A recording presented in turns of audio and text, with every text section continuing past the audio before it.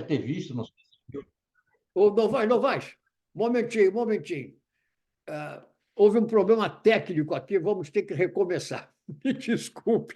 Vamos recomeçar. Pode, com a palavra, hoje é dia 10 de maio de 2024 e Carlos Eduardo Novaes está falando sobre a tragédia climática no Rio Grande do Sul. Vamos lá, eu sou Bom, José eu Inácio já não sei Werneck. mais onde é que eu me perdi, mas o que eu estava querendo Não, mas dizer. deixa eu fazer a apresentação. Eu sou José Inácio Werneck, estou nos Estados Unidos, Connecticut. Carlos Eduardo Novaes está em Pedro do Rio, Rio de Janeiro, Brasil, e ele está falando sobre as chuvas no Rio Grande do Sul. Porque isso aí mobilizou o país inteiro, né? Quer dizer, não se fala em outra coisa a não ser nessa tragédia bíblica e que tem dimensões inimagináveis.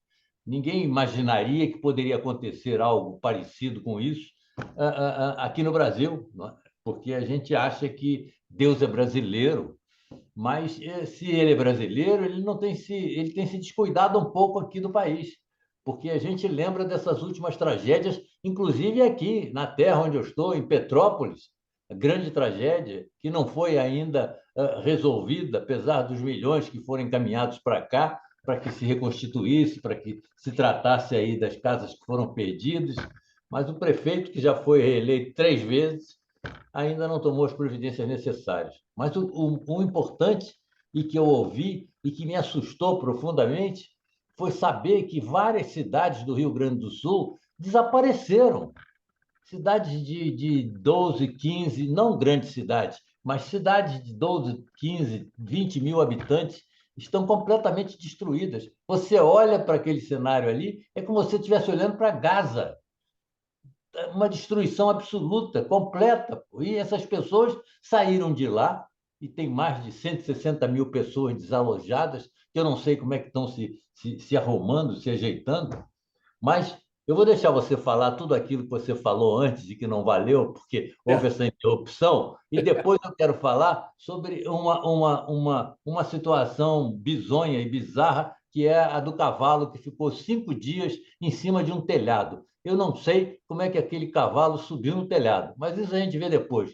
Fala aí, diz aí o que você tem a dizer. Eu queria fazer uma ligação entre o que acontece no Rio Grande do Sul e o panorama global. Esta semana saiu na imprensa inglesa um artigo, uma denúncia de cientistas climáticos, isto é, ligados ao clima do mundo, dizendo que a humanidade vai ultrapassar aquele teto, aquele limite de 1,5 graus que tinha sido estabelecido como o máximo possível para evitar uma tragédia climática. Isto é, calculava-se que se aumentássemos a temperatura média global em mais do que 1,5 centígrados, teríamos uma catástrofe. E agora eles dizem que não há dúvida nenhuma que este limite vai ser ultrapassado e que chegaremos a 2,5 centígrados. Eu não gosto de falar graus centígrados, porque tem pessoas que reclamam dizendo que centígrado já é grau, mas, em suma, estamos falando em centígrados. E que ultrapassaríamos esse limite de 1,5 graus. E o mais curioso é que hoje há uma matéria no New York Times dizendo que Donald Trump está pedindo às indústrias fósseis dos Estados Unidos, indústrias de petróleo e de carvão, US$ 1 bilhão, eu vou repetir, bilhão com B de barata, US$ 1 bilhão de doações para a sua campanha, prometendo que, caso ele seja eleito presidente dos Estados Unidos, ele vai acabar com todas as medidas de controle de clima que o governo Joe Biden assumiu perante o mundo, perante a comunidade internacional. Então, os Estados Unidos, teoricamente, tem sido o país que mais vem contribuindo para o lançamento de CO2 na atmosfera, o gás do aquecimento global. E o Donald Trump diz que vai acabar com todos os controles. Quer dizer, aonde é que nós vamos encaminhar? Isso que acontece no Rio Grande do Sul se repete em outros países e isso vem causando problemas da agricultura mundial e vem criando uma horda de desesperados que procuram invadir os países mais ricos, como os próprios Estados Unidos e os países europeus. É verdade, isso é verdade. Agora é surpreendente que o Trump deve estar querendo acabar com o planeta, né? É, Já deve ter aí um foguete preparado para ele sair correndo e ir para a Lua ou para é, Marte é a e se famosa frase, refugiar né? lá e É, deixar a Terra pegar fogo. é, Porque se subir a mais de centígrados, mais de 2 graus. É, Tem que dizer que é centígrados, porque vocês usam aí Fahrenheit aí na América exato. e nos países de língua inglesa. Diariamente eu tenho que fazer os cálculos. Pois é, mas é centígrado. E É, acima de 2%, acima de 2 graus, vai é, pegar fogo. As exatamente. pessoas não vão poder sair de casa, porra. O Donald Trump é Vai, aquela famosa frase, a pré-mole delírio, né? Depois de mim, o é, dilúvio. É mais depois de ou mim, menos o que se espera do Donald Trump, que vem sendo processado aí. Bom, não vamos falar do Donald Trump no momento. Fale um pouco do cavalo no telhado. não, o cavalo é uma coisa fantástica, pô, porque de repente flagraram nessas inundações todas e a água em alguns lugares subiu por cima do teto das casas. Nesse lugar que eu não sei exatamente qual foi, mas é um lugarejo lá perto de Porto Alegre, aparece o telhado e um cavalo em cima do telhado, que dizem que ficou 5 dias ali esperando uns resgates. E tornou-se uma notícia internacional. Parece que em outros países também publicaram a situação desse cavalo, que foi resgatado por mais de 20 homens. Tiveram que dar uma injeção nele, não é, para ele acalmar, botaram dentro de um bote. Agora, vê como é que bota dentro de um bote uma criatura de 350 quilos, desmaiada. Realmente, deve ter sido uma epopeia.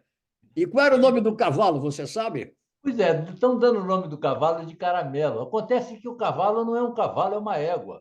É uma. Então, é uma égua que se chama caramelo. Ah, Inclusive, algumas mulheres, algumas amigas minhas do ah. Facebook estão exaltando o fato de ser uma mulher, que provavelmente, se fosse um cavalo macho, não teria aguentado esses 5 dias como aguentou a fêmea caramelo, né? Se é Não que pode teria, chamar. não teria a sabedoria de nadar até chegar a um telhado, né? Se abrigar. E Pois é, mas eu não sei como é que esse cavalo subiu no telhado, rapaz. Como é que um cavalo pode subir no telhado? deve ter chegado nadando, né? Nadando? Estava no mesmo nível. De qualquer maneira, foi uma epopeia. Agora, tivemos recentemente nos Estados Unidos, Novaes, uma epopeia ao contrário, que foi uma reunião ridícula na Câmara dos Deputados dos Estados Unidos, inspirada por bolsonaristas, inclusive estava lá o filho do Jair Bolsonaro, o Ah, Eduardo sim, o Bolsonaro, Eduardo. É. pedindo ao Congresso dos Estados Unidos, à Câmara dos Deputados especificamente, mais especificamente ao Comitê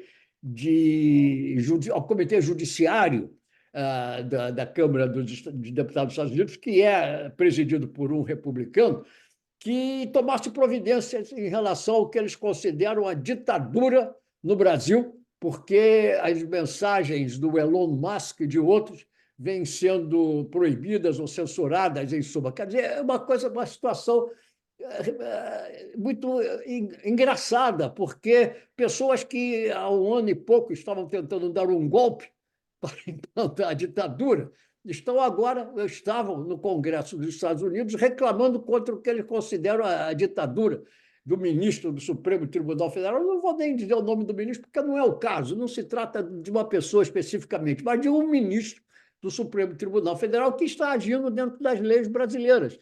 E você sabe, você que foi contemporâneo como eu, que o golpe de 1964 só aconteceu porque os Estados Unidos queriam que houvesse um golpe para implantar a ditadura no Brasil. Dessa última vez, eles tentaram dar o golpe, como não tiveram apoio dos Estados Unidos, fracassaram, mas agora estão no Congresso, ou estavam no Congresso da Câmara dos Deputados dos Estados Unidos, mais ou menos pedindo a mesma coisa, insuflando essas ideias golpistas, mas foi uma coisa ridícula, porque a repercussão foi mínima, poucos deputados compareceram a essa sessão, e, inclusive, uma deputada que compareceu do Partido Democrata disse uma coisa muito sensata: quem tem que resolver esse problema é o Brasil. Quer dizer, essas medidas estão sendo tomadas dentro da legislação brasileira, nós não temos nada a ver com isso. Mas foi uma coisa ridícula. Eu imagino. Agora, a minha surpresa é o Biden. O Biden está sentindo que ele está perdendo, está se debilitando, perdendo voto com essa postura dele assim fechada com Israel, né? Então resolveu cancelar ou proibir a remessa de algumas armazinhas lá de espoleta, provavelmente para o Bibi, lá para o Netanyahu.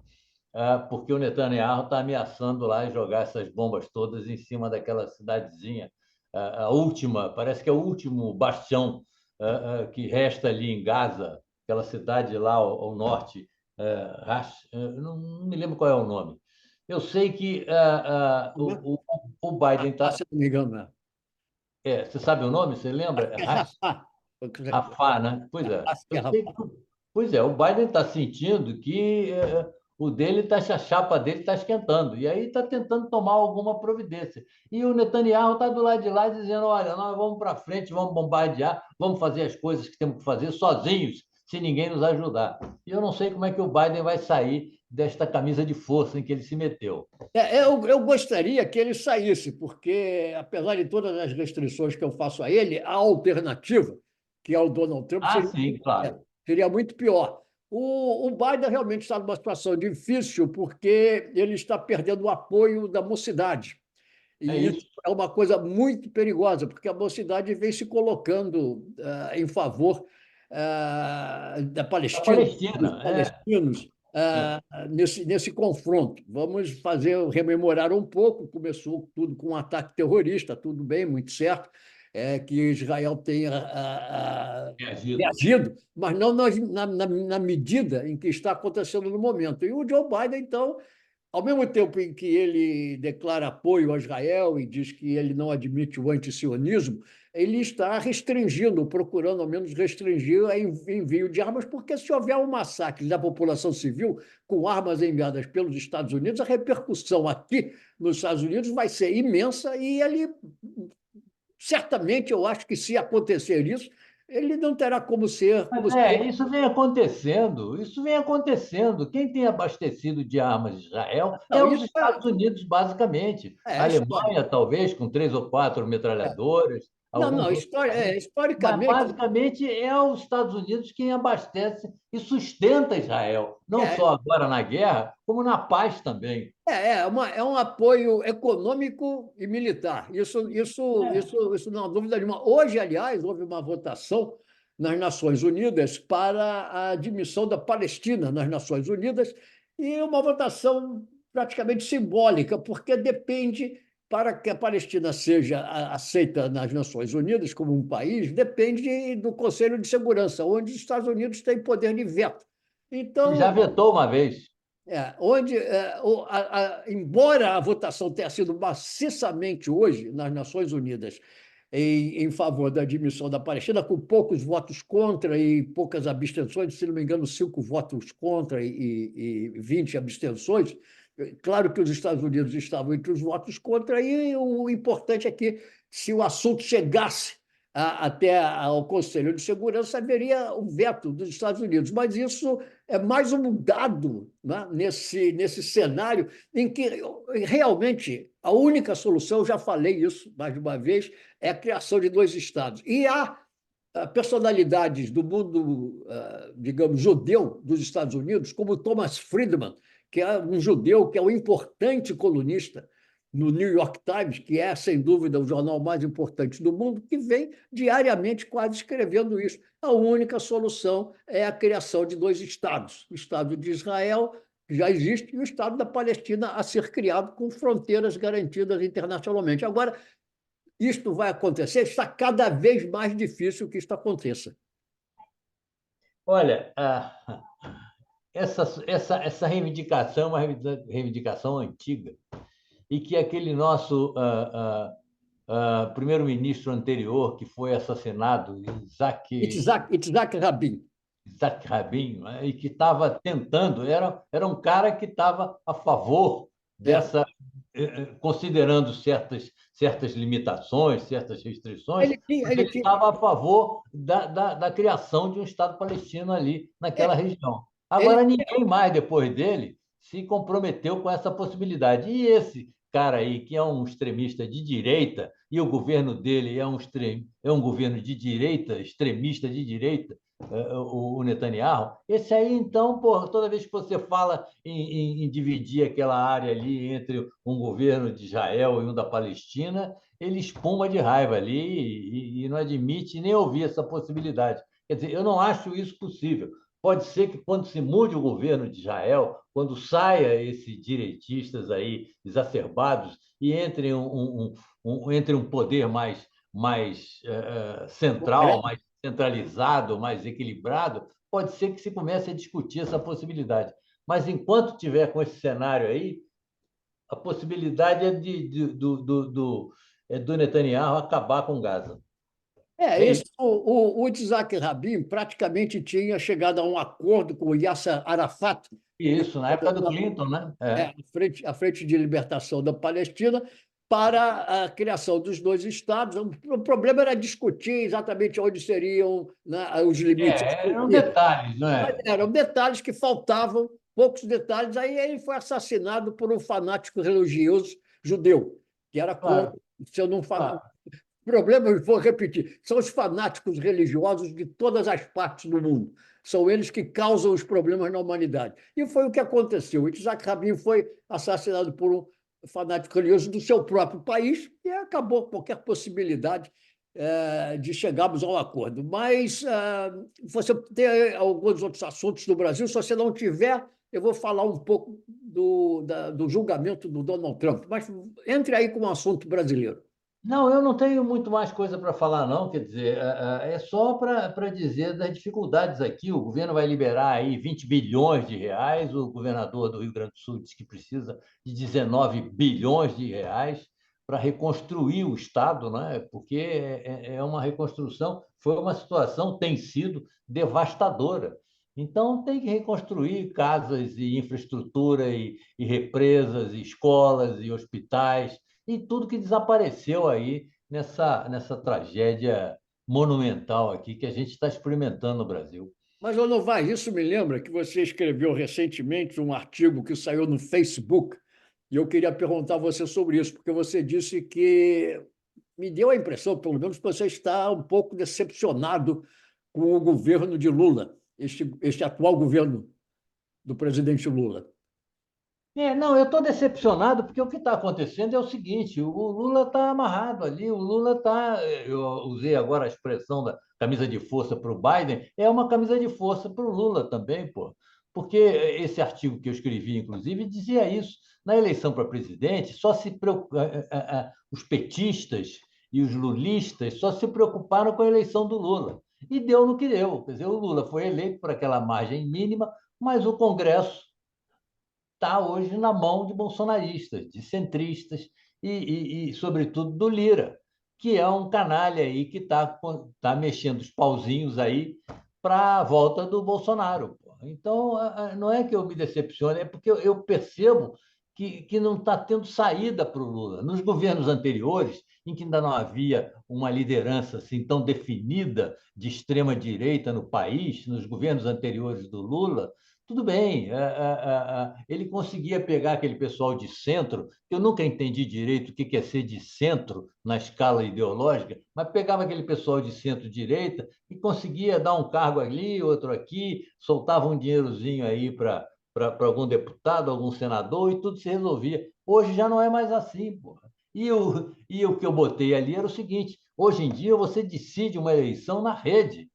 E quem domina a rede são os bolsonaristas, porque os petistas e os lulistas ainda trabalham com o ábaco, que era usado na Mediterrânea há 5 séculos atrás, no É, Império Babilônico, sei lá, coisa desse tipo. É é. inacreditável que o governo não tenha uma força-tarefa capaz de conter aí essa onda bolsonarista que publica fake news aí a todo momento na rede. Pô.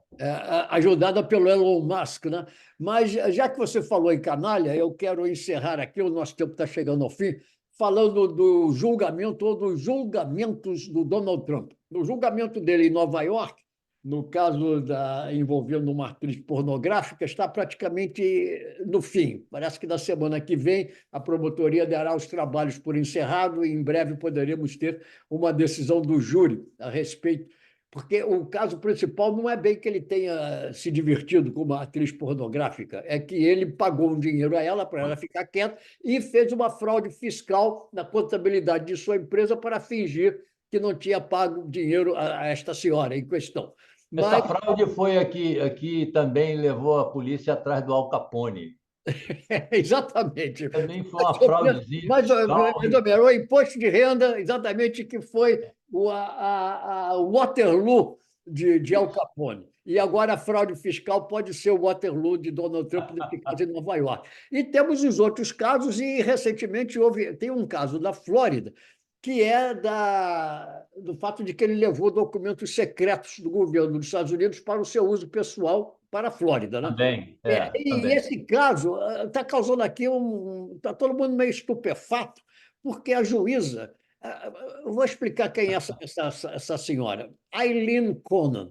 Ela é filha de uma cubana que tinha fugido de Cuba, porque era opositora do regime de Fidel Castro, foi para a Colômbia e da Colômbia migrou para os Estados Unidos. Quer dizer, ideologicamente, você já sentiu que era uma pessoa de direita. E, claro, criou a sua filha, nascida na Colômbia, que ela trouxe para os Estados Unidos, dentro desse panorama ideológico, digamos. E essa mulher, que foi nomeada pelo próprio Donald Trump para ser juíza, está tocando aqui um telefone aqui perto, mas não faz mal, está mostrando que realmente ela está ali apenas para proteger o Donald Trump, porque ela agora tomou uma providência que vai adiar o andamento desse processo para depois da eleição. Então, todo mundo sabe que se o Donald Trump for eleito, ele vai mandar parar com o processo. Então, está todo mundo aqui nos Estados Unidos, todo mundo, pelo menos as pessoas de mais bom senso, dizendo que temos aí mais um exemplo de falta de